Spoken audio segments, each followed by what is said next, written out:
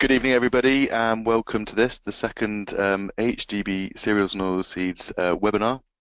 My name is Richard Meredith. I'm one of the Knowledge Exchange Managers, and I cover the West of England. So I'll be chairing tonight's webinar. So my first points to go over are just the housekeeping points. You're all muted, so we can't hear you. Don't panic. But if you do want to ask any questions, these can be typed in the box on the right-hand side of your screen. We're starting here at 7 o'clock now and aiming to finish by 8 o'clock. There'll be a formal question period at the end, but please do send in any questions that you may have as we go through. If there's a convenient point, I'll stop Harry and ask him. There's also going to be basis points available. If you do want me to put your name down on the register, please, in the notes section, type in your name, date of birth, and your basis number. Before I introduce tonight's speaker, I just need to thank our colleague at HDB, Elena. She's working in the background to host this webinar tonight, and we're very grateful for her help in doing so. So, without further ado, Harry Henderson, our speaker tonight, sat next to me here at the offices at HDB. Harry's my colleague who covers the East Midlands region. He joined HDB coming over from John Deere, where he was a crop production specialist. So he's got a wealth of knowledge on the topic of machinery choice and decisions. The most important thing to kind of stress about Harry and why we got him doing these webinars is that he's independent. He's not pushing any kind of agenda or sales speak. But I'll let Harry do the talking for himself.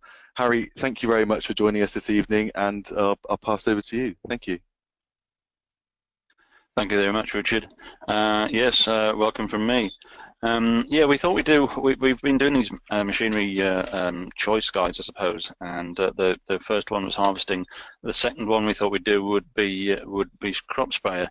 And again, yeah, like Richard says, I will mention makes, I will mention models. I think it gives it. I'm sure you'll agree. I think it gives us a bit of context. If I just kept mentioning sprayer X and sprayer Z, and sprayer Z came from the southwest and was painted red, you kind of work out what was going on. So, but as Richard also says, we're not here to sell anything. I really don't mind what you buy, but I want to take it from an economic standpoint. So in the next few years. Things are going to change. We don't know how, but can you come from a different angle to look at your spraying technology? So we'll just go through a quick agenda really. Considerations: what do you need to consider when buying a new sprayer and investing in a spraying system? We'll talk briefly about field efficiency and how you get more out of your sprayer. We'll tackle the old chestnut of trail sprayers versus self-propelled, and look at actual loads as well. We'll talk also about technology. Lots of technology on sprayers at the moment. What's really helpful, what's less so, and if you get this technology, how can you make it work for you even better than it does now? High capacity pumps and large tanks. We'll talk about that. Do you really need the biggest tank you can really afford, or is there another way to get higher capacity out of your sprayer? And we'll finish off really, round off with some sprayer costings. Just give you an idea. And these costings have come from a Monitor Farm meeting that we've run in the past. It's a popular topic, trying to calculate costs, sprayer costs, and sprayer sizes, and so on. So if you're ever in the vicinity of a Monitor Farm meeting, then do go along. They're very open and generate some good conversation, sometimes even feisty conversation. So the spraying system, is it just about the sprayer? No, of course it isn't. You know that. It's about work rate. It's about system efficiency and the system of reliability. I won't go through all of these because this will end up being a fairly big and busy slide. But you can see there's lots of things to add in here. If we expand on the system efficiency, how big your fields? Have you got 200 10-acre fields, or have you got one 2,000-acre field? I don't know. Operator skill, training, and attitude. That will emphasise that right through this the webinar. Management, expertise, organisation. Is it going as smoothly as it can, or could it go better? Safe working, of course. Access to water is very important as well. Field conditions, again, operator skill will come into that. time available. Are you in a particularly windy place? Have you got particularly damp and wet soils that limit your travelability? So there's lots of things to consider. Are you in the just in the in front of the Pennines where it's mostly raining, or are you on the Essex coast where it's reasonably dry? So there's lots of things to talk about. One of the things here in the financial factors, interest rate, inflation, labour costs and so on, and right at the bottom, vanity cost. How much are you paying to look like you're a professional blackgrass grower by buying a good sizable sprayer? So we'll go through that as well. We'll go straight into it really. The self-propelled machines have grown substantially.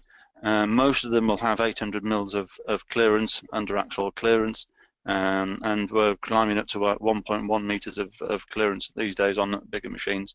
Four-wheel steering is very, very key for these machines, and it's an absolute must for potato growers who are turning cleanly out of rows, so they can get a good entry and exit for the harvester.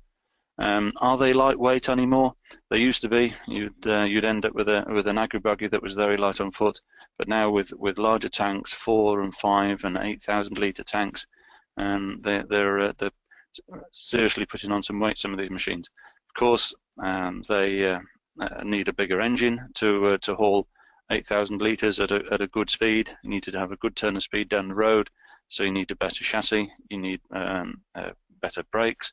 The whole thing just ends up getting more and more weight on board. So we'll tackle that sort of route to productivity as we go through this webinar. We thought we'd just touch on weight distribution of some of these machines, and yes, it's we're not going to blank out what make it is, but this is a typical self-propelled machine. We're going to assume a 4,000 litre tank on this machine because we came in and weighed it a few years ago. 30-inch tyres fitted, and you can see there that the full tank on the rear axle is just under 8 tons. On the front axle, you're just over 5 tons for a total weight of 13.3 tons. Empty, 5 tons on the back, and this is all with the boom unfolded, because as you can imagine, with a 36-meter boom unfolded, you'll change the weight loading, weight distribution on the two axles. So this machine is just under 9 tons empty. So it's a big old machine. It's quite heavy. There are different opinions on weight distribution. That's got to be said. The cab's in front of the engine on this one, and you can have the cab behind the engine, and you can have the engine behind the tank on some machines as well. And this will all change the weight distribution, but perhaps it's the weight that's the important thing to consider here. For sure, you can get taller tires, you can get a longer footprint, you can get higher flex tires. Personally, I'd like to see more auto adjust air pressure tires to make the best of high flex tires on the field, and then pump them up a little bit to go down the road and let them back out again let the air back out again when you're going down the field. But it's a heavy old machine. I've got a question there for you, Harry, if I can interrupt. One grower's asked here, I can see sprayers going slower, 12 to 14 at higher water rates, 120 to 150 litres per hectare for most operations. Looking at changing from 36 metres to 30 metres for controlled traffic farming, but not sure will this give me more benefits or not?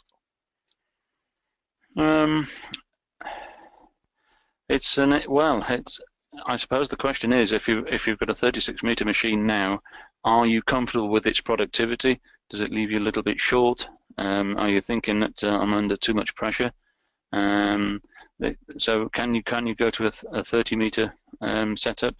And we'll go further on through the webinar, and there's some calculations I can give you to get your crops and the areas of your crops, and kind of give a target for you to think about.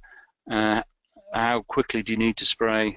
How much capacity do you really need? So if we can revisit that bit, or you can see what the calculations I've got and run those calculations yourself and see whether, from our point of view, a 30-meter machine would run. Right, let's go on to trial machine.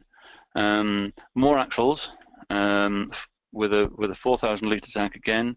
We've got a full tank on 5.8 tons on the rear axle of the axle of the sprayer.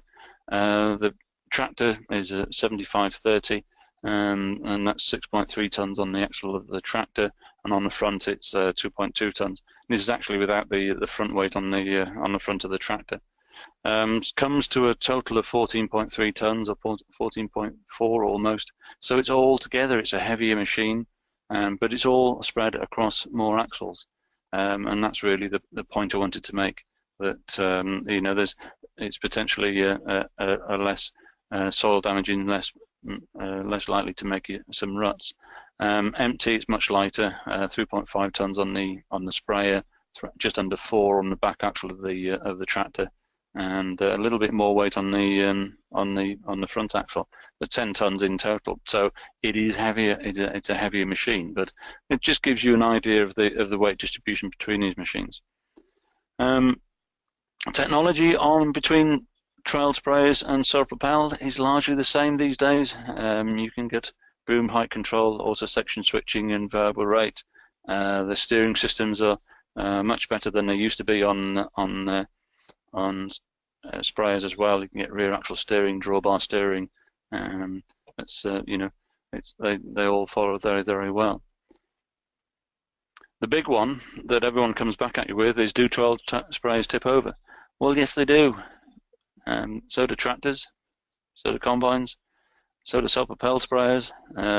If you're keen on social media, you'll have seen photographs of everything on its side over the last few years, being shared around from various parts of the world. I think the thing that gives a trail sprayer a bad reputation for being tipping over is if you're in a mounted machine, mounted on a tractor, or on a self-propelled machine, and you're operating on side slopes, we'll probably come to a point where you've got a bit unstable, and you know, I'm not saying it's gone up onto 2 wheels and crashed back down to earth again, and you've sat in the cab thinking, okay, I know where the limit is for this machine. The downside of the trailed machine is that it doesn't really give you any indication. It will just you know, start to tip over, and before you know it, it's at a horrible angle. I have to say, nitpicking between one design and another, there doesn't seem to be any real change in it, really. If you're going to tip it over, you're going to tip it over, and you know, picking between designs isn't going to help. Probably widening your track width is. Don't even attempt to think of 76 inches. So let's go to 80 inches, 84 inches, and get those wheels widened out, and then that'll be a much more stable machine. Technology. Auto section switching and nozzle switching. I mean, it's generally, you know, understood that you can save between 3 and 6% on applications. Reduce lodging in short work, and is very user friendly. It's an easy thing to set up. Once you get the thing set up, it's just a doddle. You just leave the master switch on, and the sprayer looks after itself effectively. But you know, with all of these things, it's not an idiot-proof system. It does need an operator that's on board and conversant with the system. He should receive regular training. If there's clinics run at the dealership, then send him along. There's always something you can pick up, and even talking to other operators at the clinics or on forums, then that can be very useful as well. The one thing I would say about the auto section switching is it's speed change sensitive. I'll have to be quite careful how I explain this, but if you're traveling at 14k, that's 3.88 meters a second, some issues can arise when you're just slowing down to come up to your field end, or you're accelerating hard away from the headland. Then the signal from the GPS receiver isn't as quick as you are accelerating or deaccelerating. So you can trick the system into either switching on early if you're deaccelerating, or it can come on late if you're accelerating away from your headland. So keep it steady, keep the speed steady, and the system will be that much more accurate. Just as a piece of information, really, I don't expect you to be taking photographs of this or writing it down, but whilst I'm talking about that, we'll put all of this onto our YouTube channel, and you can take a look at this in greater detail. But what we've got here really is, you can see the ground speed is here in miles per hour or kilometers per hour, and we've got the physical machine reaction delay time. Now this goes from 1 second right through to 10. Now, I don't suppose anyone's got a machine that takes 10 seconds to switch off, but you could use it for very wide seeding equipment. And then you've got the distance traveled and time traveled as well. So it's just a piece of information that you can use as a kind of a ready reckoner, if you like. And it's quite interesting to just understand, not going that fast, 13 kilometers per hour here, and at a 2 second delay time, then you've already done 7.15 meters. So it's a ready reckoner, and you could use this for drilling, and when you're setting the system up, and you can gain an understanding of, if it seems to be not quite where you want it to be, this could be some good information for you. Boom height control. Of course, the ideal nozzle height is 25 centimeters above the top of the crop. It's hard work. You want to be looking forwards, and if you're looking behind you all the time, you've got a lot on your plate. So boom height control systems can be very, very useful.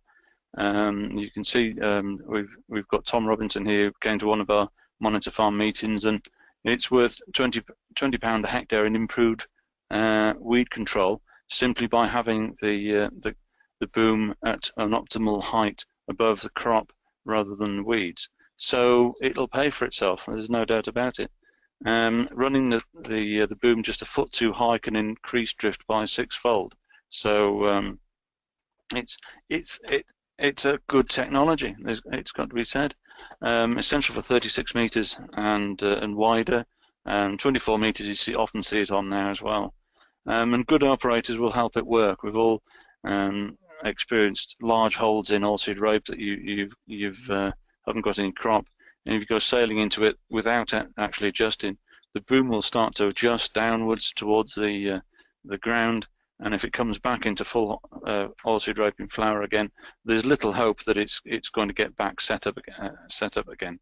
So in many situations, the operator would take control, just knock it off auto, go past the lack of crop in your field, and then set it back onto auto when it's got a chance of adjusting to the height of the crop.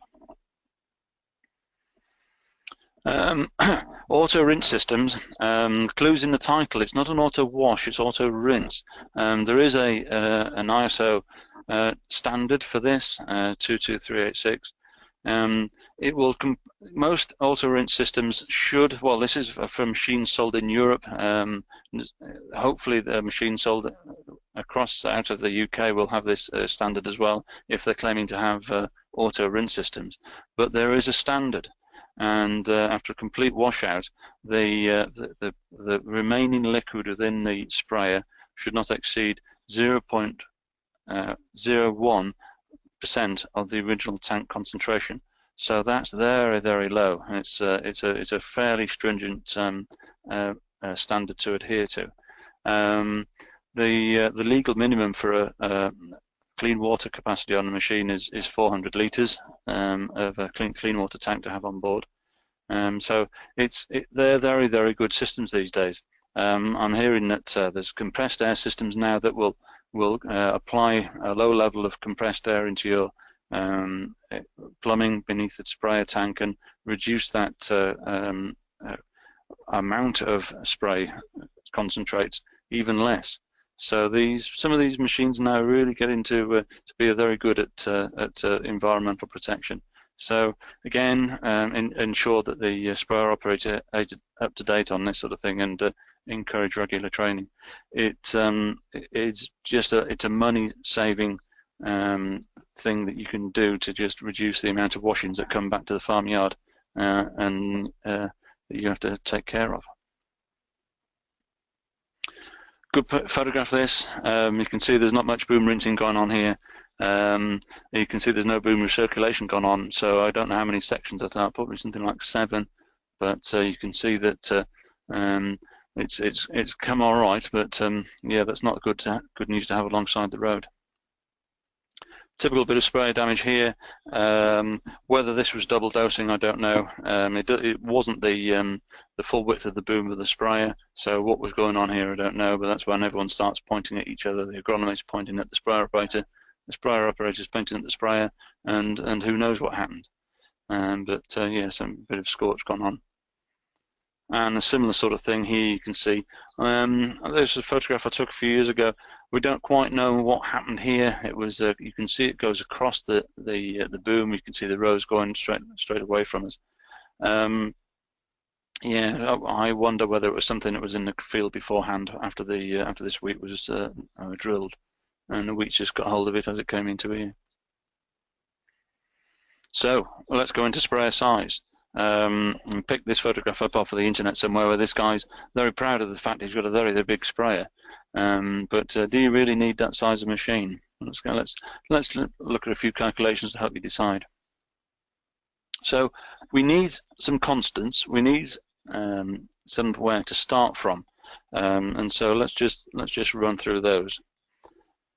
How much do you need to cover in a day? Well, if you said in the middle of the spring and you've got all of your crops in the ground, the winter crops are there, spring crops are drilled, the whole farm has got a crop on it, and it's April.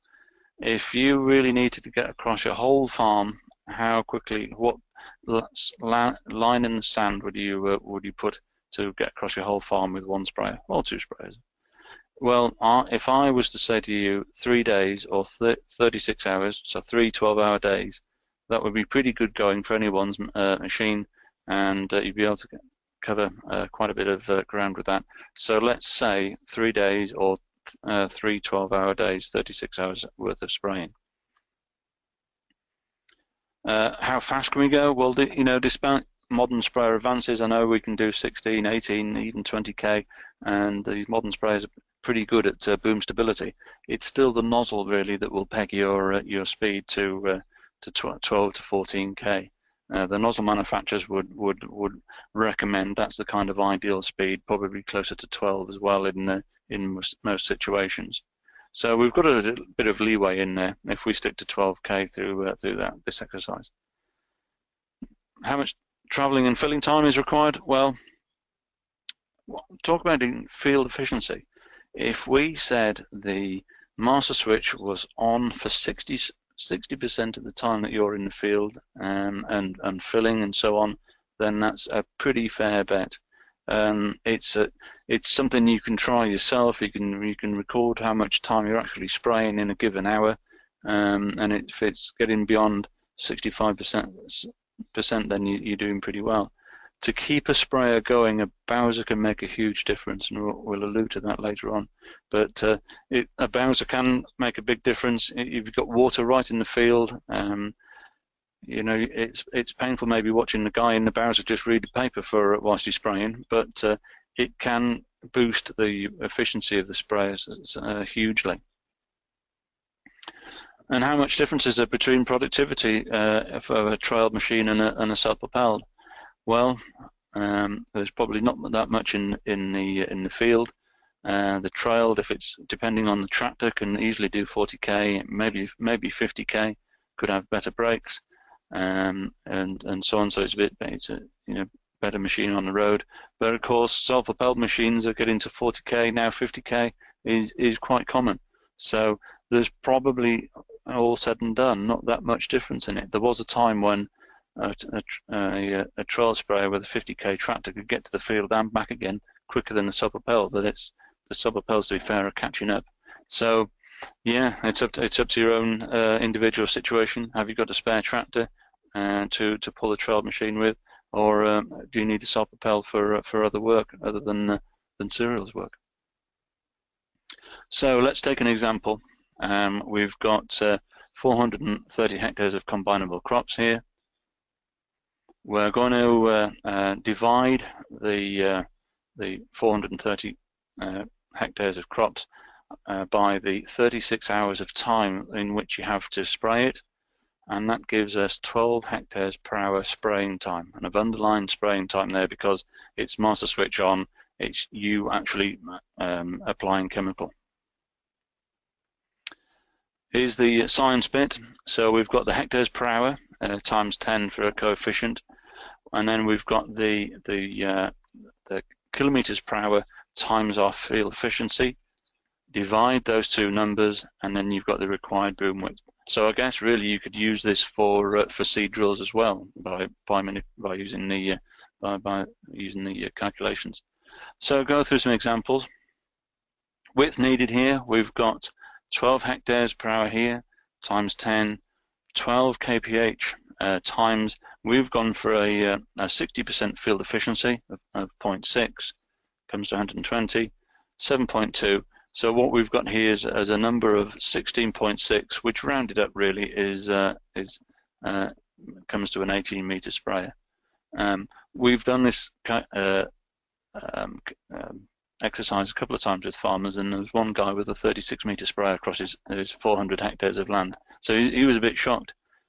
Doing it slightly different, if we've got this same requirement of output here, times 10, same speed, but now we've got 50% of our time is spraying, so it's a little bit lower, more traveling perhaps, more filling and so on, then the number goes up to 20 meters and you need a 20-meter sprayer.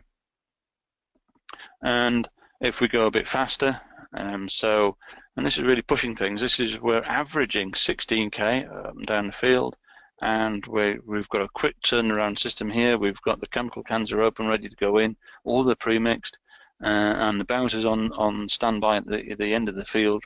Then you can get down to a 12-meter sprayer. But that is pushing things. You'd be a fairly stressed man to be achieving an average speed of 16k and turning your sprayer around back into the field spraying within 30% of your given hour. So it's just a few calculations really to backstep what you use.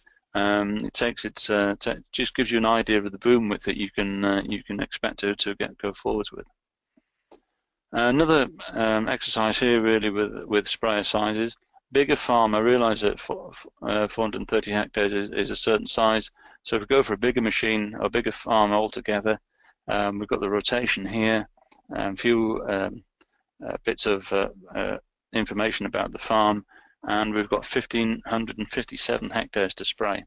Now, again, 3 days, so within 36 hours, what does that mean? So, same calculation here. What would you recommend? Well, let's have a look. 36 hours divided by the 1,557 hectares. We've got a required output of 43.25 hectares per hour, which is some going. We'll probably be able to do it on the straight, but we need to factor in the field efficiencies as well. So acquiring the same calculations, we've ended up really same speed, 12k, same field efficiency at 60%. It's come out as a 55.44 meter boom width. Now I don't know many sprayers that will do that, so you can immediately say, okay, we're into 2-sprayer territory here, and so that opens a whole new can of worms up. What width do you want to go? And it's interesting the question we've just had. Control traffic. Do you want to factor it in for control traffic? And maybe the 30-meter system would work. Certainly you need more than 2 24s, you can obviously see. And if it's a control traffic system, then it's going to control header size. The unloading auger is going to be affected as well if you want to unload on the go, which is going to make the system work. Unloading augers are now getting much better at suiting this type of farming. And of course, your cultivations and your drilling strategy are going to be called into play. So it brings in a whole raft of other questions, and your system, your cereal production system now gets called into play in a bigger way. Can I just interrupt there, Harry? I've got a couple of questions for you. First one is asking for your comments, not so much a question. Your field efficiencies are quite high. Many sprayers will not hit 75% field efficiency in field, let alone include transport and fill time. What do you think about that? Yeah, I mean, those field efficiencies are probably more to do with your in-field mixing, so they're probably not going to include the travelling time from the field and back again. I have another few slides in a little while about the travelling time, and there's a tool on our website, on the Cereals and Oilseeds website, where you can put in the travelling time, and you can add that in, and some of the efficiencies with the travelling time included are fairly poor. You know, you're looking at below 40% for of your time spent with your sprayer is actually spraying. So yeah, it can have a big effect. And another question, or asking for your comments, really. This one, I have a 36-meter sprayer, 4,000 litre tank, engine hours are 900. Sprayed 10,000 hectares per year, 11 hectares per engine hour. What are your comments on this? A lot of figures for you. Yeah. Well, I assume it's well. There's obviously sub-propel because you've given me the hours. I think if you're comfortable with it, I think if you're able to, there's a couple of calculators on our website that you can calculate the cost. It sounds fine by me, and if you can, it's making it pay really. So, is it within line what your expectations are of costs? And it's pretty easy to understand the costs where you've got your initial purchase price, the time that you expect to hang on to it for, the price that you expect it to be worth at the end of its life on your farm, and the hectares it's covered. And you can get a price per hectare for the sprayer. You can get a price per hour if you want to as well. But price per hectare is more accurate, I've got to say. The price per hour is a little bit meaningless, I guess. Yeah, it's difficult to make a comment on it, to be honest, because if it works for you, that's absolutely fine. If you discover that there's a more cost-effective way of doing it, then that comes into play, whether you replace like for like, or whether you look further afield and choose another system. Here we are then, sprayer tank size. Now this is a calculator that's available on our website, and you can download it. And we've looked at it for sprayers, and we've got Model A and Model B here, and you can use it for other machines as well. And we've got litres here of 2,000 litre tank, which is fairly old school these days. A 12 kilometre per hour forward speed, application rate of 200. And here's where your transport time comes in. We've got what each way is 10 minutes. Filling time is 10 minutes. Field efficiency is 75, which is again fairly robust in the field. But you can see that you've got these figures here will be automatically populated, but the overall efficiency is fairly low, 36.1%, because of the filling times and because of the travel times. So what we've done, we've theoretically bought a sprayer that's twice the size, gone to a 4,000 litre tank. Everything stays the same, but now we're filling less. We've got, 20 minutes filling time instead of 10, because now we've got twice the size of tank and no change in filling rate, both at 200 litres per minute. Your spot rate is the same, so the field efficiency has gone up to 43%. Now, if we try and we think, okay, we've got a 4,000 litre tank, we're going to put a bigger pump on things. Let's look at stuff going. We've got the filling time has now come back down to 10 minutes, and we've got 400 litre per minute pump on, and we're overall efficiency has gone up to just under 50%. So things are looking pretty good.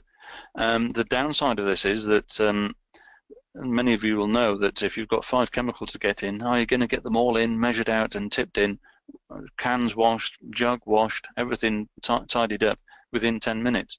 And I think people end up buying a bigger pump machine thinking they'll get away quicker, and then they're under stress to try and stop the machine getting full too quick. You can slow the water down on modern sprayers. It can go into filling mode and just reduce the amount of water that you're taking on board for the time that you're filling, whilst you still have clean water available at your induction bowl. So that that can be useful. But you've got a more efficient sprayer there again. So we'll look at another sprayer. This time we've gone to 6,000 litres. We've gone up the pump scale as well. We're now taking on 600 litres per minute, and so we've kept our filling time to 10 minutes. This of course might be useful if you're a liquid fertilizer guy as well. That can be very useful. And I feel overall efficiency has gone up to 55.1%. So we're getting there again. You might notice that I've kept the application rate to 200 litres across the board for the sake of the argument, but you can use this calculator and you can try different application rates at your leisure. Now we've gone for sprayer model E. We've gone back down to 4,000 litre tank. We've gone to 100 litres application rate per hectare. Oop. And you can see now we've still retained a 400 litre per minute pump, and our field efficiency has gone up to just under 60%.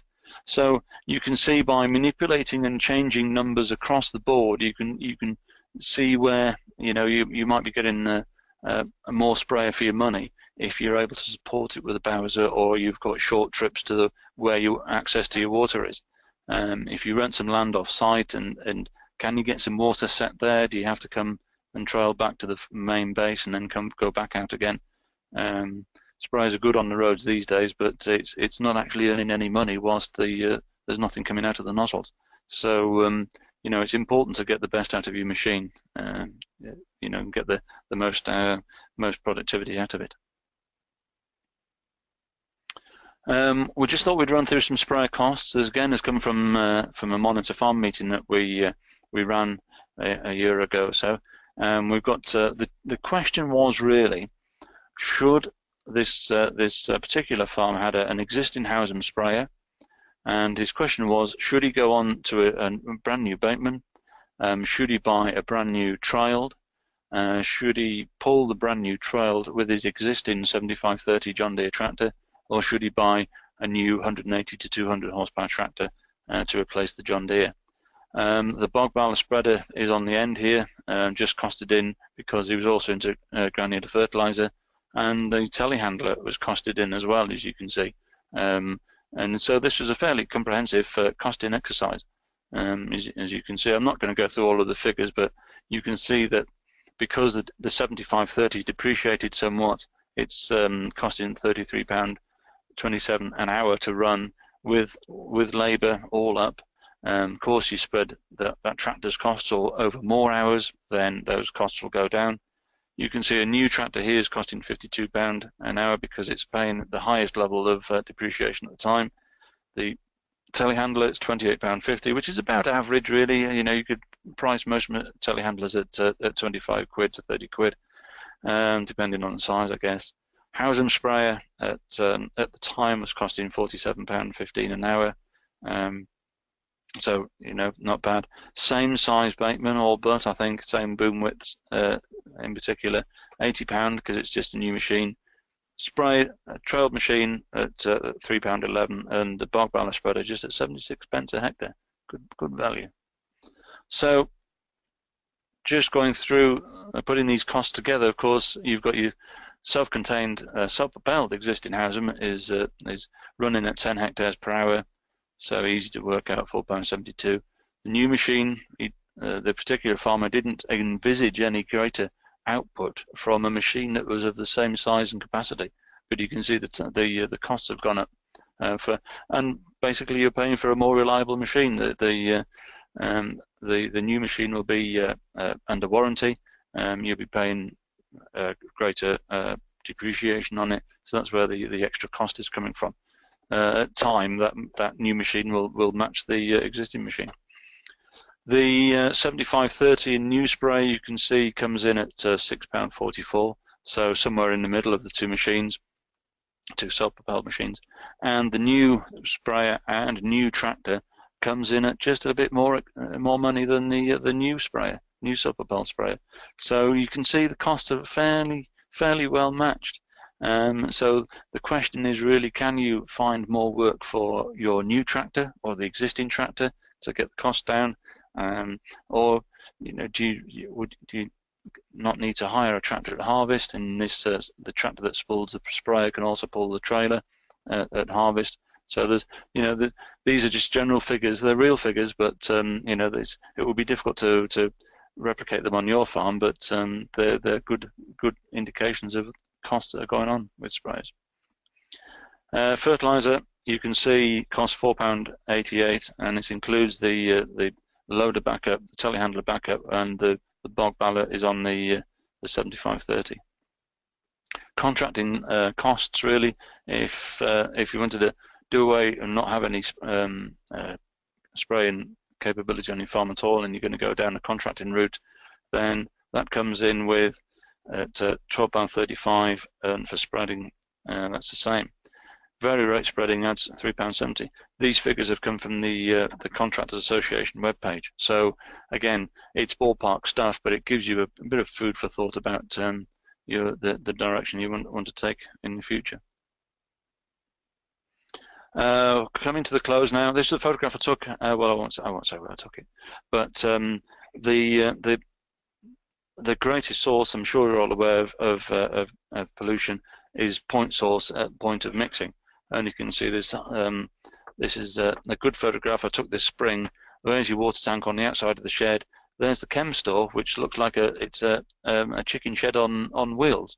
I'm sure most of you have done your basis training, and it would have been a golden egg to be handed that chemical store and been asked what's the matter with it.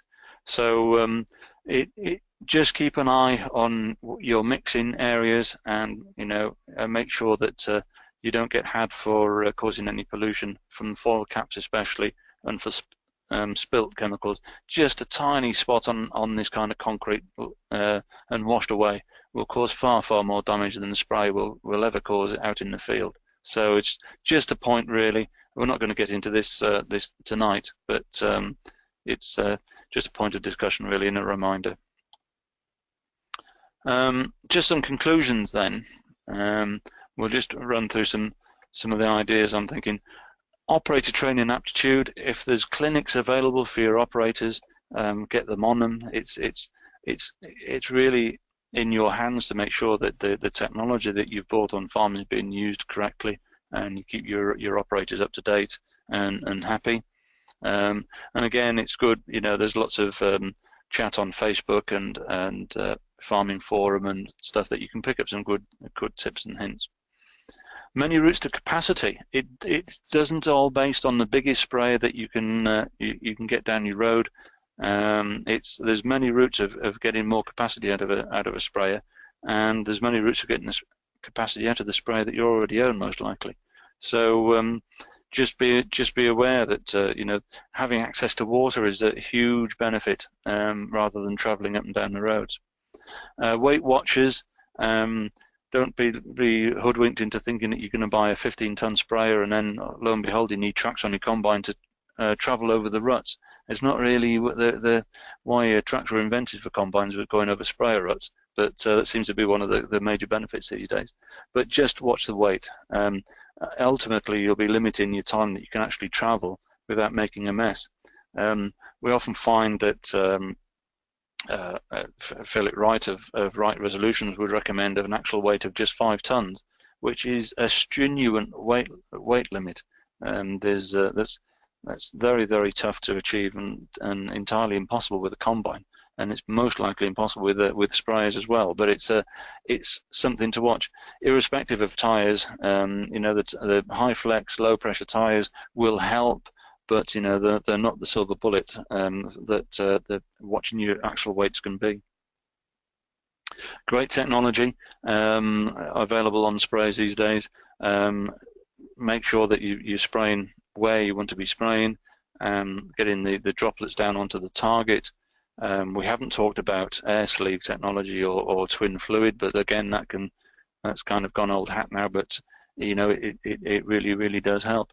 And making sure that the boom height control and auto section switching or auto nozzle switching can help as well. If anybody went over to Agritechnica, there's some interesting technology there where you can now get while the sprayer is going around a corner, the inner the sections on the inside of the corner are going much slower than the outsides, and the sprayer can adjust accordingly. So there's some good stuff coming through. And a sprayer sized for the business. This is the point of really these machinery webinars, that what's going to happen in the future? Are you going to go for a bigger and better sprayer because, well, frankly, you quite like it, or are you going to have to pull back when things change? We don't know what's going to change with the onset of Brexit, but it's nice just to calculate out the sprayer that's sized for your business. And costing and return on investment, I guess that's the same sort of thing, and you can do that with the downloadable spreadsheet from our website. And spraying, filling area, and chemical store. You've seen that. I'm not going to say too much about the chemical store and that, but it's something that you need to be aware of. It's the greatest point of point source pollution. And you'll get angry emails from the water boards, and they've got they're very good at measuring water quality these days, and they can pinpoint spikes, and they can pinpoint where they think that spike entered the water, and they can trace things back and back and back and back and arrive at your farm. So, you know, pay special attention to mixing and the filling areas, and make sure it's within legislation. So that's about it for me. I think we've got some questions coming in, Richard. So what are we thinking? Right, I've got a couple of questions here for you, Harry. First one, do you agree that the cropping mix can make a huge impact on the sprayer capacity requirement? Yes. Yeah, it'll make a cropping mix will make a huge difference to everything, really. We're moving away slowly from the 2 wheats and a rape scenario that we kind of adopted 15, 20 years ago. And so we're having a wider range of crops grown on the farm. So that can ease the pressure on your drilling system, it can ease the pressure on your spraying system, and certainly on the combining system as well. So in a way, as long as people can make money out of these crops, it's a good thing for lessening the pressure on your machinery. Okay. Can you go back to the conclusions page? Yep. Next comment is on the negative side, as fungicide efficacy declines due to the loss of sensitivity, timing becomes more critical and spraying capacity gets more important. For example, Septoria spray timing now more critical with insensitive pathogen populations. You have any comment on that? Yeah, if it needs to be done within the day, then do you need to go back to those calculations where I've set it? You need to have it done in 3 days. Do you need to get it all of your wheat done in 12 hours or less, 6 hours perhaps? So it's about efficacy. It's about choosing the right nozzle. We haven't touched on nozzles tonight. We could do it in the future, but yeah, it's about driving efficacy. There's some interesting developments of weather stations that will measure leaf wetness and then use forecasting as well, and they will send you an alert to say, yes, it's about time that Septoria needed spraying, and yes, it's at the ideal conditions. So yeah, there's technology coming through, but yeah, if you need to do it, you need to do it, and you can manipulate those calculations I've got to suit. If you've got any more questions, then if you get those in, I'm not sure this is the question, and I'm not really sure what it means, but we've got David Blacker up in your. It says no more wheat Tenerife. Well, fair play. Yeah, yeah. We'll go out together. um, excellent. Thank you very much, Harry. I haven't got any more questions coming in as it is, so I'll wrap that one up for this evening. Um, Thank you very much for putting this on this evening. Doesn't putting these presentations together is a lot of work for you on top of your day-to-day work. Just to let you know that this will be recorded and it'll go onto our YouTube channel. If you type in YouTube, HDB YouTube, then you should be able to find it in the next few days. The next webinar is scheduled for the 17th of January 2018. And in the new year, we've got Jonathan Blake from ADAS and Mark Wood, who is farm manager at JPF Clay Farms in Herefordshire and is a retired Hereford monitor farmer. They're going to be looking at designing a robust fungicide strategy next spring.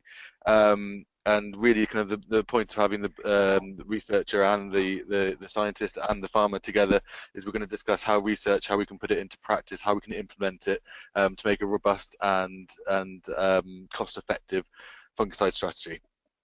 Anyway, thank you, Harry, Thank you very much. and thank you, Elena. And on that note, I'll thank you all and wish you good night. Thank you very much. Bye bye. Bye bye.